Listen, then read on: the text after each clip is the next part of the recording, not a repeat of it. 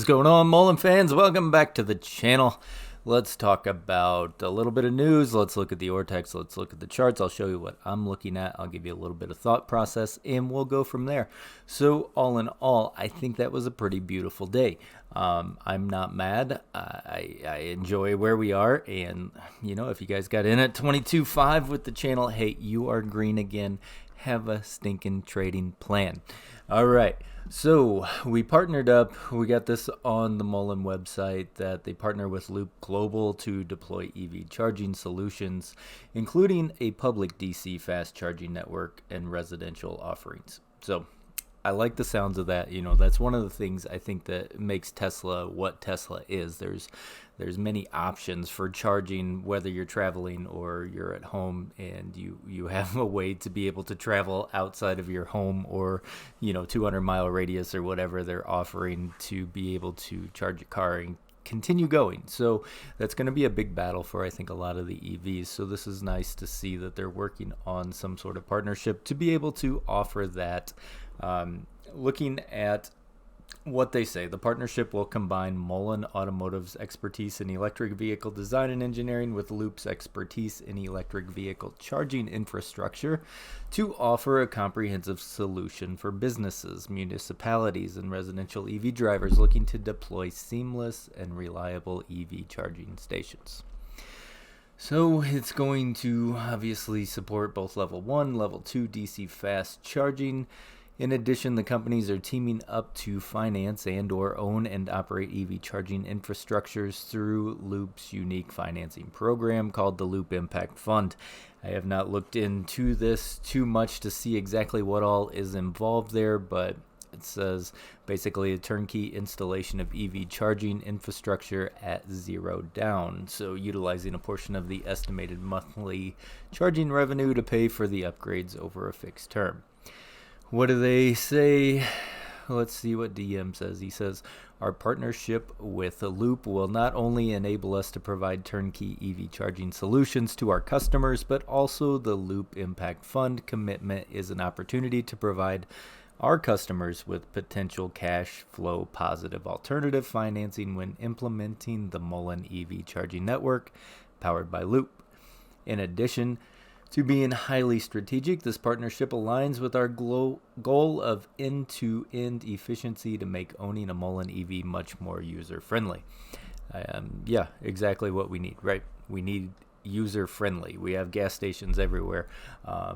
So to take the EVs to the next level, ultimately, we need something that is cost-effective, able to use, and hopefully be positioned around the United States at least, and maybe into some other countries wherever they're going to be rolling out their EVs.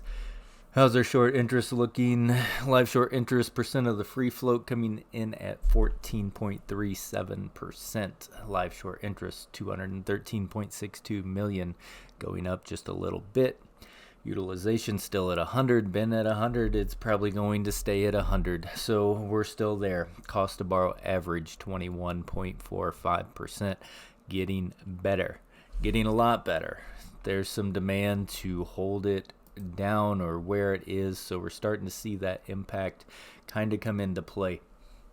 I don't think today could have played out any more beautiful, in my opinion. I like what I'm seeing, so I'm going to tell you guys, have a trading plan here. The RSI is hot. Would I expect it to come back down and test the box? I think there's a strong possibility that it would. We have a little bit of support at 25.5. It's sitting at 26 right now in the after hours, but do I ultimately want to see if 25 holds? Yes, that's been a long-term goal of mine, just to see if that holds. Next hurdle, 30 to 32, 33 cents. That's going to be our sticky range.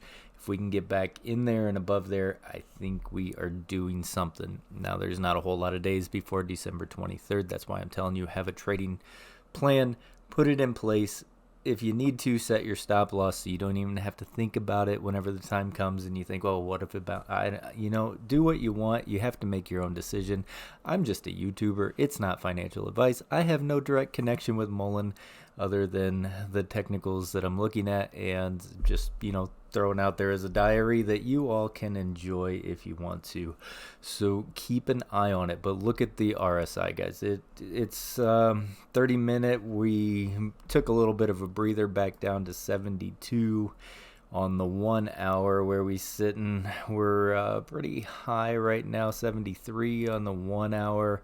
On the 4 hour even, we're at 77. So I mean, this thing is smoking. If it's going to probably want to take a breather, a pullback at some point.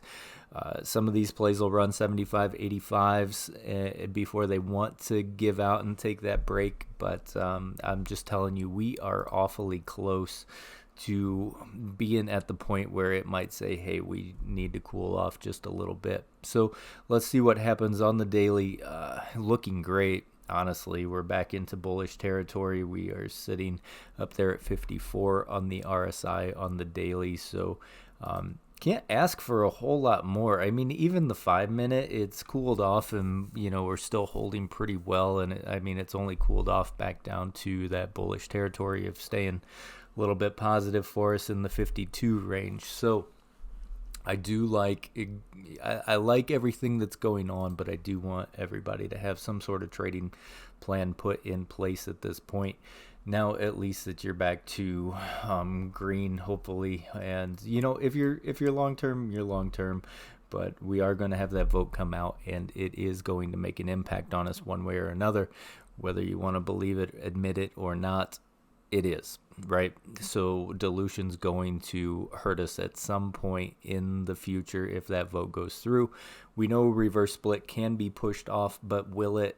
It didn't necessarily say that it will in the proxy. So don't think that, yes, the reverse split could go through, but not until a later date. If shares get authorized and a reverse split gets authorized, they can do whatever they want. So just keep that in mind as well. But all in all, it does look like it's coming together. I just don't know how painful it's going to be for the long-term holders to see where exactly that comes into play.